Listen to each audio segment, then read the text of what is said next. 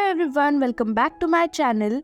कहानी की शुरुआत करने से पहले मैं आपको कहना चाहती हूँ कि ये see you in my 19th life का सेकेंड एपिसोड है। अगर आपने पहला एपिसोड नहीं देखा तो पहले वो एपिसोड देखिए।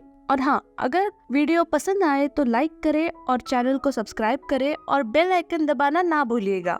कहानी की शुरुआत होती है जहाँ जी सोहा को डेट पे चलने के लिए कहती है और सोहा की हालत तो आपको पता ही है। सोहा कहता है, तुम ऐसे कैसे किसी अनजान इंसान को पहली ही मुलाकात में डेट पे चलने को कह सकती हो। जियम कहती है, अगर पहली मुलाकात ना हो तो तुम डेट पर चलोगे। सोहा पूछता है, क्या हम पहले भी मिल चुके हैं। जियम कहती है, वो तो मैं तुम्हें नहीं बता सकती, तुम खुद ही याद कर लो। रात को ए ग्योंग जोर जोर से हंसने लगती है जब उसे पता चलता है कि इंटरव्यू में हुआ क्या था। जियम ने सोहा को डेट पे पूछा तो होता है, पर अब उसे थोड़ी सी एम्बैरेसिंग फील हो रहा होता है। भला पहली मुलाकात में, वो भी चलते इंटरव्यू में, कोई किसी को डेट पे चलने को कैसे बुला सकता है यार। ए ग्योंग जियम से कहती है वो सोहा को बता क्यों नहीं देती कि वो जून है, पर वो कहती है वो अब तक श्योर नहीं है कि ये सोहा को बताना चाहिए या नहीं। उधर सोहा को घर छोड़ने उसका दोस्त एक उसका असिस्टेंट आता है और उनकी बातों से हमें पता चलता है कि बचपन में हुए एक्सीडेंट के बाद सोहा कभी भी फिर से बैक सीट पे नहीं बैठा और ना ही वो गाड़ी चलाता है। उस एक्सीडेंट का काफी गहरा सदमा पहुंचा था उसे। सोहा को युन चो उनका कॉल आता है पर वो उसे उठाता नहीं है, उसे अवॉइड करता है। मैं बता दूं कि चोउन जो उनकी छोटी बहन होती है। सोहा अपने दोस्त को उसे हैंडल करने को कहता है। इधर हमें दिखाते हैं जी-सुक जो उनको मिलने जाता है। ये वही आदमी है जो जियुम को अपनी कंपनी में आने का ऑफर दे रहा था और जिसकी वजह से जियुम को सोहा के कोरिया आने के बारे में पता चला था। इनकी केमिस्ट्री हमें कुत्ते बिल्ली की याद दिलाती है। चोउन उस पे झपट्टा मार मार के बेचारे को परेशान कर रही होती है। वैसे इनकी बातों से ये भी पता चलता है कि जी-सुक चोउन को पसंद करता है और चोउन सोहा को पसंद करती है। अब बेचारी को कौन बताए कि वो तो तेरा सैया नहीं बन सकता, उसको तो तेरी बहन पहले ही उड़ा ले गई। दूसरे दिन सोहा मार्केट में होता है और वहाँ की भीड़ के शोर के चलते और कार के हॉर्न्स की वजह से उसे पैनिक अटैक आ रहा होता है। उसका पीछा करते हुए जियुम भी वहाँ आई होती है। वो जब उसे ऐसी हालत में देखती है तो वो उसका हाथ पकड़ के उसे अपने साथ भगाने लगती है। सोहा को तो कुछ समझ ही नहीं आ रहा होता है कि क्या हो रहा है। भागते भागते बहुत दूर आने के बाद थक के वो रुक जाते हैं। सोहा पूछता है, तुमने मुझे भगाया क्यों? वो कहती है, मुझे लगा आप बोर हो रहे होंगे इसलिए। सोहा को तो कुछ समझ ही नहीं आता, वो तो बेचारा स्पीचलेस ही हो जाता है। थोड़ी देर बाद जियुम उन दोनों के लिए पानी लेके आती है और पूछती है, अब उसे ठीक लग रहा है ना, तुम्हें पैनिक अटैक जो आ रहा था। वो कहती है, अगर कभी ऐसा हो तो दौड़ना शुरू करो और अपना ध्यान अपनी सांसों पर रखो, बेटर फील होगा। अचानक से जियुम सोहा से कहती है, मुझसे शादी कर लो। सोहा का रिएक्शन फिर से वही, एकदम घनघोर शॉक। वो कहता है, ऐसे कोई किसी को प्रपोज करता है क्या आउट ऑफ नोवेयर? जियुम कहती है, ये एक इशारा था, तुमने मुझसे पूछा था ना हम पहले कहाँ मिले थे, तो ध्यान से सोचना इस बारे में। रात को चांद को देख के जियुम याद करती है कैसे पिछले जन्म में सोहा ने जूवुन को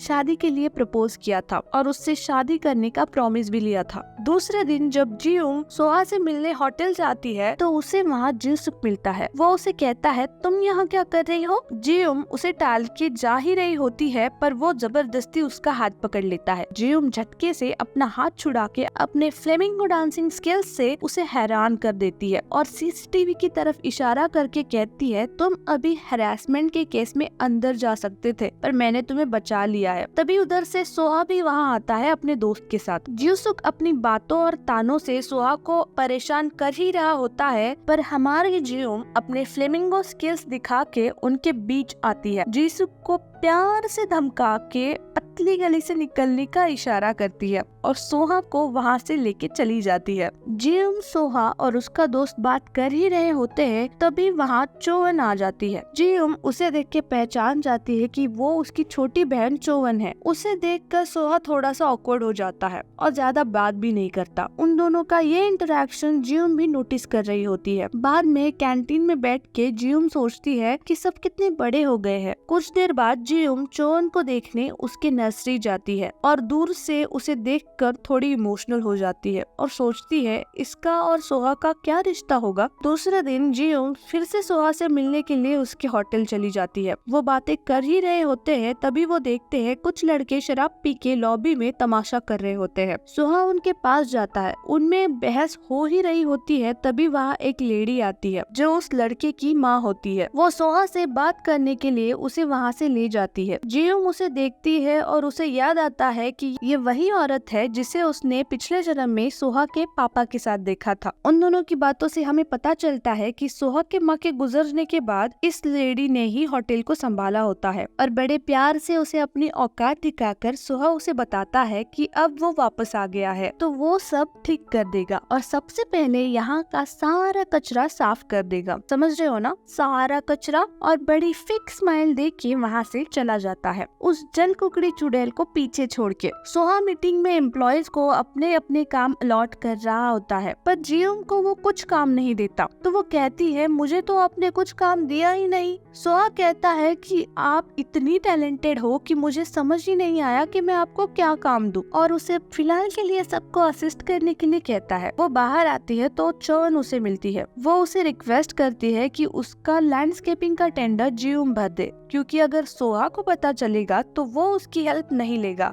जियोम उसे मना नहीं कर पाती और चोन खुशी से वहाँ से चली जाती है। वो टेंडर रखने जाती है तो सोहा का दोस्त वहाँ आता है। उसे जियोम पे थोड़ा शक हो रहा था। वो कहता है तुम्हारी हरकतें कुछ अजीब है और मुझे लगता है तुम्हारा यहाँ काम करने के पीछे कुछ और मकसद है। जियोम भी एक्सेप्ट करती है कि उसका इरादा कुछ और है पर वो ये भी कहती है कि वो सोहा को नुकसान पहुँचे ऐसा कुछ नहीं करेगी। इनका ये इंटरेक्शन सोहा भी अपने कैबिन से झांक झांक के देख रहा होता है। वो सोचता है आखिर इनका चल क्या रहा है। बाद में सोहा उसके दोस्त को फाइल लेके कैबिन में बुलाता है। फाइल का तो बहाना होता है, उसे तो जानना था इनका चल क्या रहा था। वो बहाने से इस बारे में पूछता भी है और उसका दोस्त बताता है उसे जियोम बड़ी सस्पिशियस लगती है और उसका कोई इरादा है यहाँ काम करने का और उसने खुद एडमिट भी किया है ये भी बताता है। सोहा कहता है क्या सच में? रात को सोहा जियोम के बारे में सोचते हुए स्विमिंग पूल में फिर से डुबकी लगा ही रहा होता है तब उसे याद आता है कि वो जियोम से कहाँ मिला था। वो बाहर आके ड्रॉवर से एक रुमाल निकालता है। दूसरी तरफ जियोम अपने पुराने ऑफिस के गैरेज में गई होती है अपने दोस्त से मिलने। तभी उसे सोहा का कॉल आता है और वो उसे मिलने को बुलाता है और कहता है कि उसे शायद याद आ गया है कि वो उसे कब मिला था। जियोम एक्साइटेड होके वहाँ से जाने लगती है। तभी उसकी दोस्त उसे भी अपने साथ ले जाने को कहती है। उसे भी देखना था कि कौन है ये लड़का जिसके पीछे जियोम 9 साल की उम्र से पागल है। वहाँ पहुँचने के बाद जब उसकी दोस्त सोहा को देखती है तो भाई साहब वो तो उसकी फैन ही हो जाती है पर बेचारी उसे सिर्फ दूर से ही देख सकती थी। जियोम सोहा से पूछती है कि क्या उसे सच में याद आ गया है कि वो कहाँ मिले थे। तब सोहा उसे वही रुमाल दिखा के कहता है जब एक बार मैं बहुत गुस्से में था और अपना गुस्सा उतारने के लिए जब कुछ मजदूर लंच के लिए बाहर गए थे तो उनके बदले मैं दीवार तोड़ रहा था और वो वापस आकर मुझे पकड़ने ही लगे थे तब 9 साल की जियोम ने उसका हाथ पकड़ के उसे वहाँ से भगाया था और बाद में पार्क में उसे उससे शादी के लिए प्रपोज भी किया था। बड़े होके वो सुंदर बनेगी तो तब मुझसे शादी कर लेना ऐसा उसने कहा था और उसके हाथ पे लगी चोट पर अपना रुमाल भी बांध दिया था। सोहा पूछता है वो तुम ही थी ना? जियोम कहती है बड़ी होके सुंदर हो गई ना मैं, तो अब मुझसे शादी कर लो ना। सोहा कहता है तुम अभी भी वैसी की वैसी ही हो ना। अजीब, पर वो खुश था। शायद बहुत सालों बाद कुछ तो अच्छा हुआ था उसकी लाइफ में। वहाँ सोहा के पापा से मिलने वही चुड़ैल